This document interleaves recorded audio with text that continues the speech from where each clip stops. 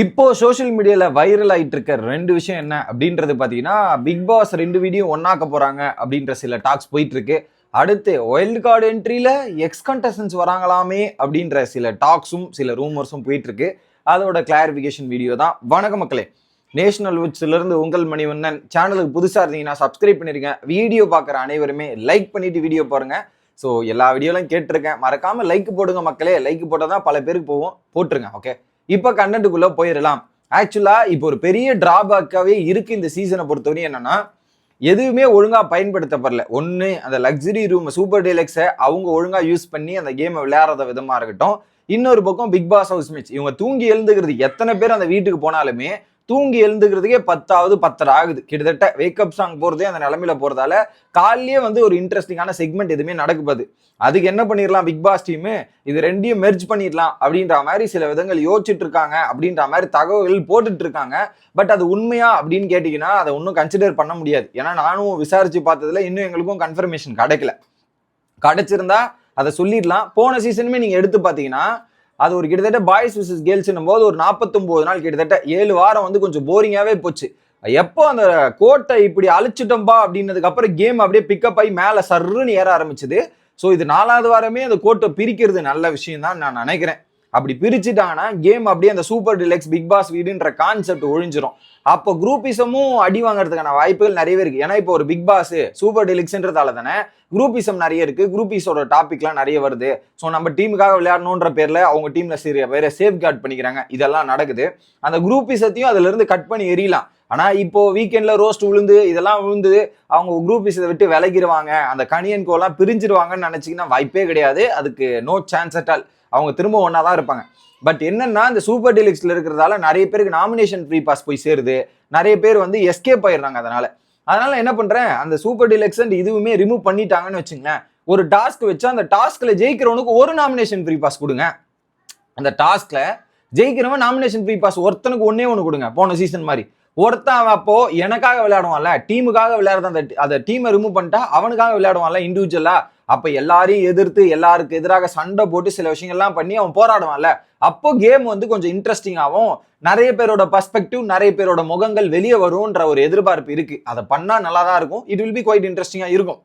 For example இப்படியே think பண்ணி பாருங்க. அந்த மாஸ்க் டாஸ்க் எடுத்துப்போம். அது அந்த 2 டீமா இல்லாம குரூப் டாஸ்கா இல்லாம இண்டிவிஜுவல் டாஸ்கா வச்சிருக்கட்டுமே. அப்ப இண்டிவிஜுவல் டாஸ்கா இருந்தா எல்லாம் மாத்தி இப்ப என்ன பண்ணிட்டாங்க, சூப்பர் டீலக்ஸ்ன்றதால டீல் போட்டாங்க. அப்ப இண்டிவிஜுவலா இருந்தா அவங்க 2 பேரும் பேசி சில விஷயங்கள்லாம் நடக்கும்போது அப்போ கொஞ்சம் இன்ட்ரெஸ்டிங்கான செக்மெண்டா இருந்திருக்கும். பார்க்கறதுக்குமே நமக்கு நல்லா இருந்திருக்கும் அப்படின்ற ஒரு ஃபீல் எனக்கு கிடைக்கும் அப்படின்ற மாதிரி நான் யோசிச்சேன். ஸோ அந்த கேட்டகரியில ரிமூவ் பண்ணா சந்தோஷம் தான். இது வரைக்கும் ரிமூவ் பண்ண மாதிரி எந்த ஒரு அப்டேட்டுமே வரல. வந்தா அதை பத்தி நான் சொல்றேன். ஸோ ஸ்டில் இது ரூமரா மட்டுமே பார்க்கப்படும். ஆனா அது ரூமர் உண்மையா இருந்ததுன்னா வி ஆர் வெரி ஹாப்பி மக்களே, ஹாப்பி. இதுல நீங்க கேட்கலாம், அது 2 வீடா பிரிச்சு வச்சிருக்காங்களே அப்படின்னும் போது பிரிச்சு தான் வச்சிருக்காங்க. அது ஒன்னாக்குறது ஒன்றும் பிரச்சனை இல்லை. இனிமேல் சூப்பர் டிலக்ஸும் கிடையாது, இதுவும் கிடையாது. ரெண்டுமே ஒண்ணுதான் சொல்லிட்டா பெட்டுக்கு அடிச்சுப்பானுங்க போல இருக்கு. எனக்கு அந்த ஏரியா தான் வேணும், இந்த ஏரியா தான் வேணும்ன்ற மாதிரி அதுக்கு அடிச்சிருவாங்க போல இருக்கு.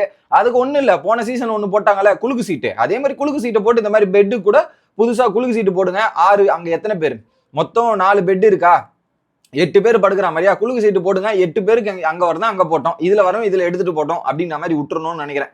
ஸோ அப்படி நடந்தா இட் வில் பி குவைட் இன்ட்ரெஸ்டிங்கா இருக்கும் நான் நினைக்கிறேன். அடுத்ததாக இந்த சீசன்ல 4 வைல்ட் கார்டு என்ட்ரி நடந்துருச்சு. இப்போ எனக்கு ஒரு டவுட் இருந்துச்சு, இப்போ ரூமர்ஸாகவும் போயிட்டு இருக்கு. எக்ஸ் கண்டஸ்டன்ஸ் வீட்டுக்குள்ள வரப்போறாங்க அப்படின்ற மாதிரி தகவல்கள் வருகிறது. இப்போ இல்ல, அடுத்த வாரம் சம்டைம்ஸ் அப்படின்ற மாதிரி சொல்றாங்க. அந்த எக்ஸ் கண்டஸ்டன்ஸ்னா என்ன, இப்போ இந்த சீசன்லேயே எலிமினேட் ஆன கண்டஸ்டன்ஸா இல்ல மற்ற சீசன்ல இருக்கிற கண்டஸ்டன்ஸா அப்படின்ற மாதிரி கேட்கும்போது ஆதிரையெல்லாம் பேசுறத பார்த்தா திரும்ப ஒரு வைல்டு கார்டுல ஒரு சான்ஸ் கொடுக்குற மாதிரி பேசிட்டு இருக்காங்க.